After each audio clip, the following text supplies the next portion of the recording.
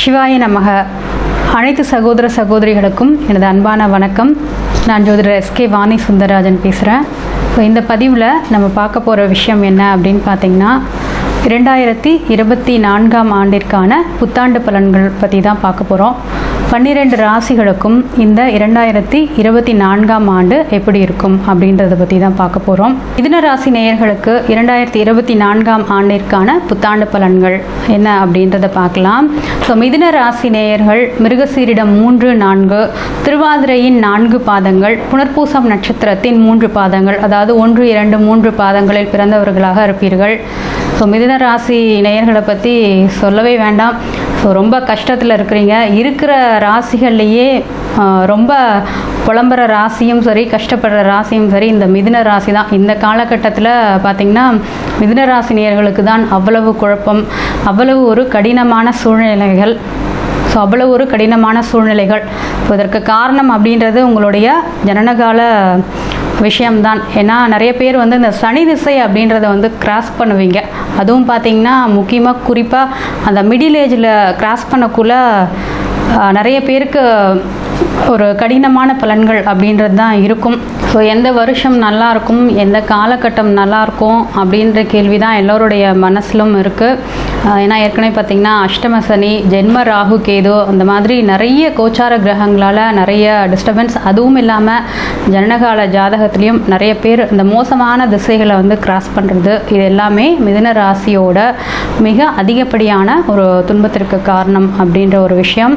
ஆனால் இந்த 2024ஆம் ஆண்டை எடுத்துக்கிட்டோம் அப்படின்னா உங்களுக்கு இந்த டிரான்சிட் பிளானட்ஸ், அதாவது இந்த கோச்சார கிரகங்கள்னால அதிகப்படியான கெடுதல் கிடையாது. அது சனியாகட்டும், ராகு கேதுவாகட்டும், குருவாகட்டும், இந்த 4 கிரகங்களுமே உங்களுக்கு மிக சிறப்பான பலன்களை தான் தரப்போகிறார்கள். ஸோ சிறப்பான பலன்களை தராவிட்டாலும் உங்களுக்கு கெடுதல் என்ற அமைப்பை கண்டிப்பாக தரமாட்டார்கள். ஸோ இதுதான் மிதுன ராசிக்கு இப்போ இருக்க கோச்சார கிரக நிலை. அதாவது உங்களுடைய ராசிக்கு 11ஆம் இடத்துல இருக்கக்கூடிய குரு, 10ஆம் உங்களுடைய ராசிக்கு 10ஆம் இடத்தில் இருக்கக்கூடிய ராகு, 4ஆம் இடத்தில் இருக்கக்கூடிய கேது, 11ஆம் இடத்தில் இருக்கக்கூடிய குரு, 9ஆம் இடத்தில் இருக்கக்கூடிய சனி.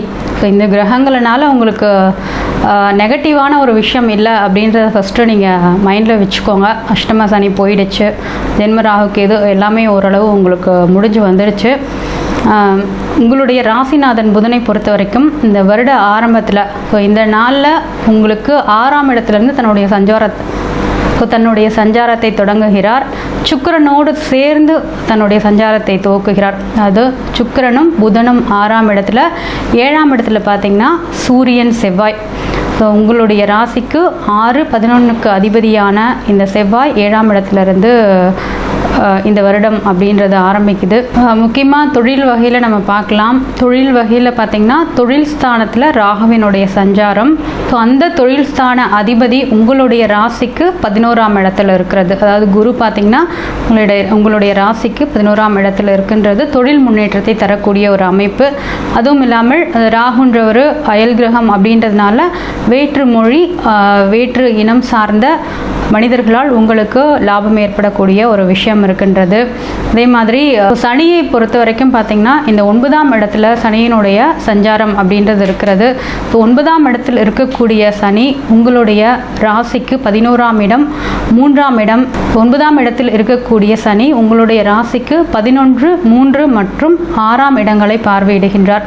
ஸோ சனியை பொறுத்த வரைக்கும் மிதுன ராசிக்கு அட்டமாதிபதி, பாக்கியாதிபதி ரெண்டுமே இவர் தான்.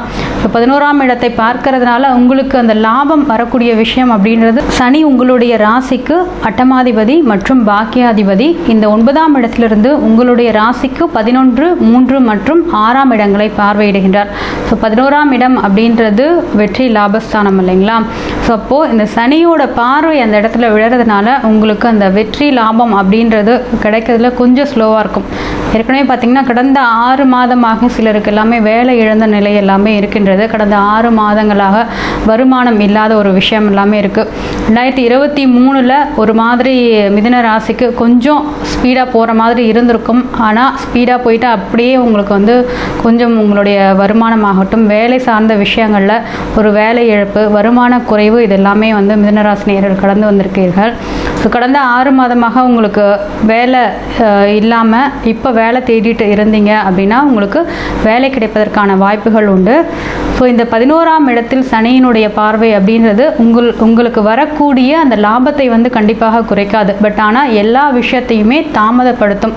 ஒரு தடை தாமதத்தை ஏற்படுத்தி தான் அதற்கு பிறகு உங்களுக்கு கொடுக்கக்கூடிய வாய்ப்புகள் இருக்குது. உங்களுடைய வெற்றியும் அப்படித்தான், உங்களுடைய லாபமும் அப்படித்தான். ஸோ தாமதமாகவும் தடையை ஏற்படுத்தி கிடைக்கக்கூடிய ஒரு விஷயமாகத்தான் இருக்கும். இதே சனி பார்த்திங்கன்னா உங்களுடைய ராசிக்கு 3ஆம் இடமான முயற்சி ஸ்தானத்தையும் பார்வையிடுகின்றார். எப்பயுமே வந்து மிதுன ராசினியர்கள் ஒரு விஷயத்தை ஞாபகம் வச்சுக்கோங்க, எந்த ஒரு விஷயம் பண்ணாலும் உங்களுடைய முயற்சிகளை மட்டும் கைவிட்டுறாதீங்க. நிறைய பேருக்கு பார்த்திங்கன்னா நிறைய அவமானம், அடி, உறவினர்களாகட்டும் நண்பர்களாகட்டும் வாழ்க்கை துணை மூலியமாக நிறைய பிரச்சனைகள் இதை தான் சந்தித்து வந்து கொண்டிருக்கின்றீர்கள். ஸோ அதனால் உங்களுடைய முன்னேற்றத்திற்கு நிறைய தடைகள் அப்படின்றது கண்டிப்பாக வந்துக்கிட்டே தான் இருக்கும். அது எல்லாமே தாண்டி உங்களுடைய முயற்சிகளை நீங்கள் பண்ணிக்கிட்டே இருங்க. ஸோ சனி பார்த்திங்கன்னா அடுத்து 6ஆம் இடமான சனி பகவான் 6ஆம் இடமான நோய், கடன், எதிரி என்று சொல்லக்கூடிய அந்த பாவத்தையும் பார்வையிடுகின்றார். சனியும் குருவும் 2 பேரும் சேர்த்தே உங்களுடைய ராசிக்கு 6ஆம் பாவத்தை பார்க்கிறது அப்படின்றது கடன் சுமைகள் குறையக்கூடிய ஒரு விஷயமாக இருக்கும். அதே மாதிரி குரு பார்க்கறதுனால இப்போ நீங்கள் பேங்க்கில் ஏதாவது லோன் அப்ளை பண்ணியிருந்தீங்கனாலும் இந்த தருணத்தில் சக்ஸஸ் ஆகி கிடைக்கக்கூடிய வாய்ப்புகள் அப்படின்றது வந்து இருக்கின்றது. உங்களுடைய ராசிக்கு 7ஆம் இடத்துலேயே பார்த்திங்கன்னா சூரியன் செவ்வாயினுடைய சஞ்சாரம் அப்படின்றது இருக்குது. சூரியனை பொறுத்த வரைக்கும் மிதுனத்திற்கு பிரச்சனை இல்லை. ஸோ 7ஆம் இடத்துல இருக்கிறது அப்படின்றது உங்களுடைய முயற்சிகளை இன்னும் கொஞ்சம் அதிகப்படுத்தும். இது வந்து வருட ஆரம்பத்தில். பட் ஆனால் இந்த செவ்வாய் வந்து இந்த 7ஆம் இடத்துல இருக்கிறது அப்படின்றது அவ்வளோ ஒரு சிறப்பான விஷயம் கிடையாது. ஏன்னா 6, 11ஆம் அதிபதி தான் செவ்வாய். ஸோ லாபஸ்தான அதிபதியாக இருந்தாலும் இந்த பாவ கிரகமான செவ்வாயினுடைய பார்வை அப்படின்றது உங்களுக்கு அதிகப்படியான ஒரு கோபத்தை வந்து அந்த இடத்துல உண்டு பண்ணும். சூரியனும் செவ்வாயும் இருக்கிறதுனால ரொம்ப ஃபோர்ஸாக வந்து இது பார்த்திங்கன்னா முழு வருடத்திற்கும் அல்ல, இந்த மாதம் இப்போ நீங்கள் இந்த ஜனவரி மாதம் எடுத்துக்கலாம், கொஞ்சம் அதிகப்படியான கோபத்தை உருவாக்கக்கூடிய ஒரு விஷயம் இருக்கிறது. ஸோ அப்போ வந்து நீங்கள் கொஞ்சம் கோபத்தை வந்து நீங்கள் கண்ட்ரோல் பண்ணிக்கணும். ஸோ இது வந்து நீங்கள் பார்த்துக்கணும். 11ஆம் இடத்துல பார்த்திங்கன்னா குருவினுடைய சஞ்சாரம். ஸோ மிதுன ராசிக்கு 7, 10ஆம் அதிபதி தான் இந்த குரு. அதாவது உங்களுடைய களத்திரஸ்தான அதிபதியும் அவர் தான், தொழில் ஸ்தான அதிபதியும் அவர் தான். இப்போ ஏற்கனவே சொல்லிட்டேன், அந்த 10ஆம் இடத்துல ராகுவினுடைய சஞ்சாரம். 10ஆம் இடத்துல ஒரு பாம்பாவது இருக்க வேண்டும் என்ற விதிப்படி ராகுவானவர் உங்களுடைய தொழில் முன்னேற்றத்தை, இல்லை ஒரு தொழில் வச்சுருக்கீங்க இன்னொரு தொழில் ஸ்டார்ட் பண்ணணும் அப்படின்னா அந்த விஷயத்தில் எல்லாமே ஒரு பாசிட்டிவான ஒரு விஷயத்தை கொடுப்பாரு.